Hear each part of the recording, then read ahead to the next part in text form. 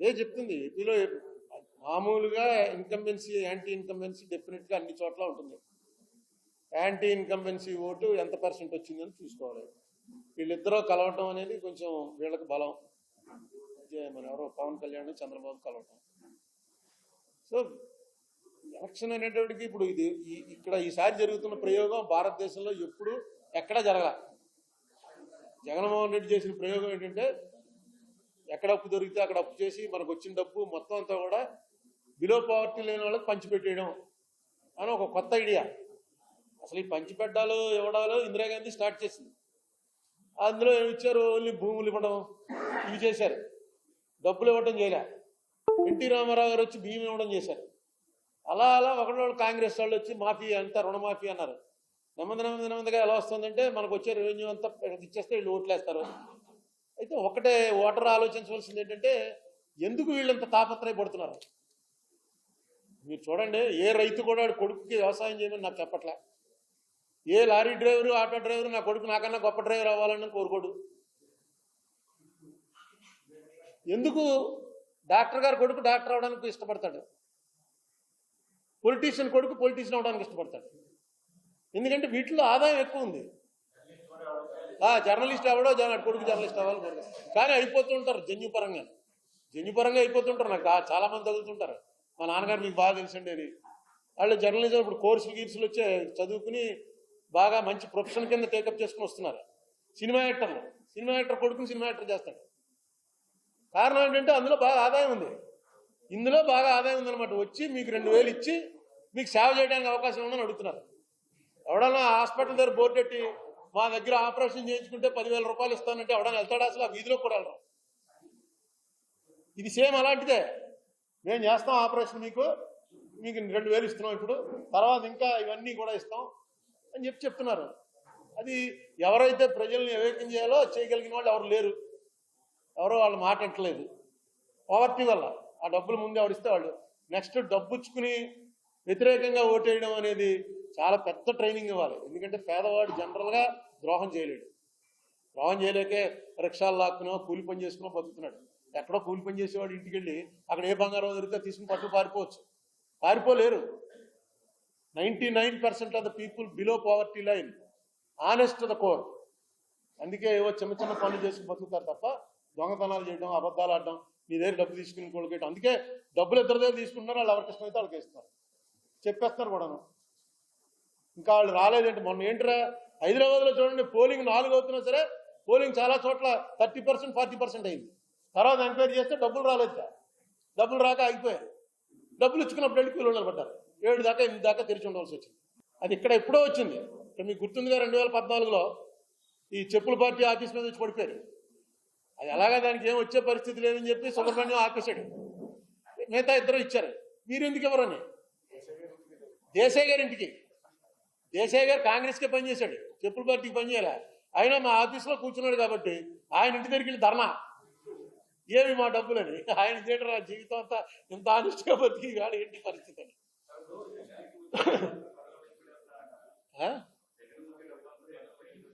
వాళ్ళకు వచ్చే డబ్బు వేరు. దేశంలో చాలా ఉన్నాయి. మీరు మహాభారతంలో ఒకసారి సంజయుడు చెప్తాడు ధృతరాష్ట్రుడికి, ఎందుకు వీళ్ళిద్దరూ ఇలా కొట్టి చచ్చిపోతున్నారు. రోజు రిపోర్ట్ ఇస్తూ ఉంటాడు సంజయుడు వచ్చి, ఈవేళ 5 చచ్చిపోయారు నీ కొడుకులు, ఈవేళ 10 మంది చచ్చిపోయారు అంటే. ధృతరాష్ట్రుడు అడుగుతాడు, ఏంటి ఇది అసలు ఇలా కొట్టి చచ్చిపోవడం ఏంటి, గొడవ ఏంటంటే, భూమి కోసం నాయన, ఈ భూమిలో మణులు ఉన్నాయి, వజ్రాలు ఉన్నాయి, వైడూర్యాలు ఉన్నాయి, నీ బొక్కసం కోసం దాంట్లో ఉన్న డబ్బు ఉంది. రాజులు కొట్టుకునేది ఎప్పుడైనా సరే దీనికోసమే కొట్టుకుంటారు, ఇది సహజం, సృష్టిది అన్నాడు. చదువుతుంటే నాకు అనిపించింది ఇప్పుడు కూడా అదే. మనకో మన వాళ్ళకో మంచి చేసుకోవటం కోసం ప్రజల ఓట్లు రావటం. పూర్వమేమో బాణాలు కత్తులు అవి వేసుకెళ్ళి గన్లు వేసి పేల్చుకునేవారు. తగ్గిసి ప్రజలకు డబ్బులు ఇస్తే ఓటు మనకు పట్టుతాడనమాట. అదే ఆయుధం వాడి చేతిలో. ఆయుధం ఉన్న ప్రజలు మనకు ఎక్కువ ఉంటే మనం గెలుస్తాం. ఏమండి అప్పుల విషయంలో FRBM అది దాటితే ఇవ్వరు. అతను FRBM దాటలేదు, వేరే చోట చేస్తున్నాడు అప్పులు. వీళ్ళు చెప్పలేకపోతున్నారు.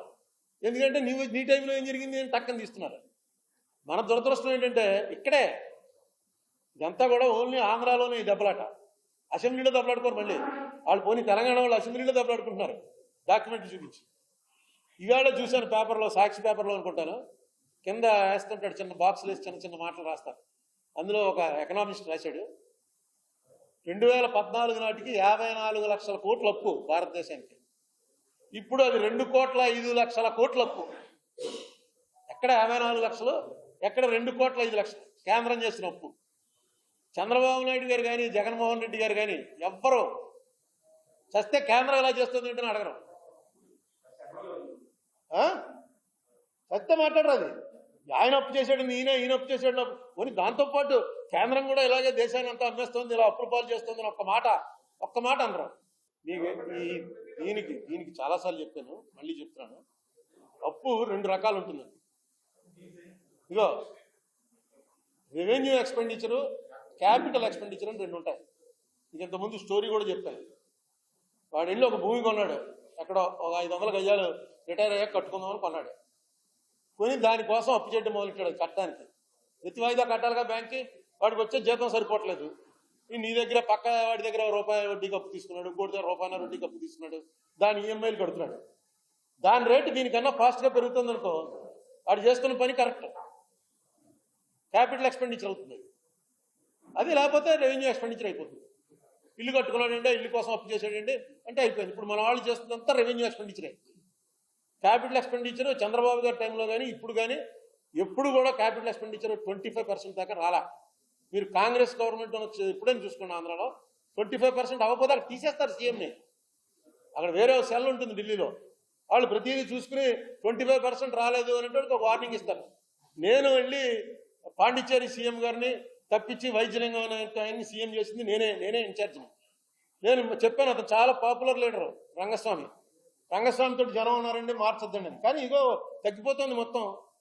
ఎలాగ మిగతా స్టేట్లు కూడా మొదలెడతాయి. ఎలాగైనా సరే ఆయనకి వెళ్ళి వార్నింగ్ చేయని, ఆయన నా వార్నింగ్ లెక్క చేయలేదు. పార్టీ పెట్టి నెగ్గేశాడు. ఆయన మళ్ళీ సీఎం అయ్యాడు. ఇప్పుడు సీఎం ఆయనే. సో ఏం చెప్తాం, కాంగ్రెస్ అయితే ఒప్పుకోదు, పోతే పోయింది, ఎలక్షన్ పోతే పోయింది. కానీ మనకు ఒక గైడ్ లైన్ పెట్టుకున్నాం, రూపాయలో పావలా ఖచ్చితంగా క్యాపిటల్ ఎక్స్పెండిచర్ చేయాలి. మిగతా 30 అయినా పర్లేదు. పావలాకు మించి వస్తుంది అనుకోండి క్యాపిటల్ ఎక్స్పెండిచర్, అది చాలా ఆరోగ్యకరమైనటువంటి దీంట్లో ఉన్నట్టు. కానీ ఓడిపోతారు. మనకు 26 సీట్లు వచ్చి ఓడిపోయినప్పుడు విజయభాస్కర్ రెడ్డి గారి పరిపాలన చేసిన 3 సంవత్సరాలు highest capital expenditure in India.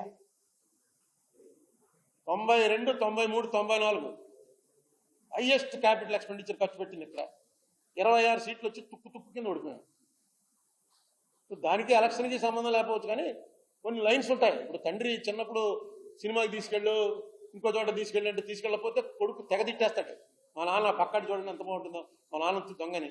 వీడు తీసుకెళ్ళి ప్రైవేట్లో కూర్చోబెడతాడు, ఇంకో చోట కూర్చోబెడతాడు. వాడే ఉద్యోగం వచ్చిన తర్వాత అనుకుంటాడు, మా నాన్న వల్లే కదా నేను ఎంతవాడిని నేను.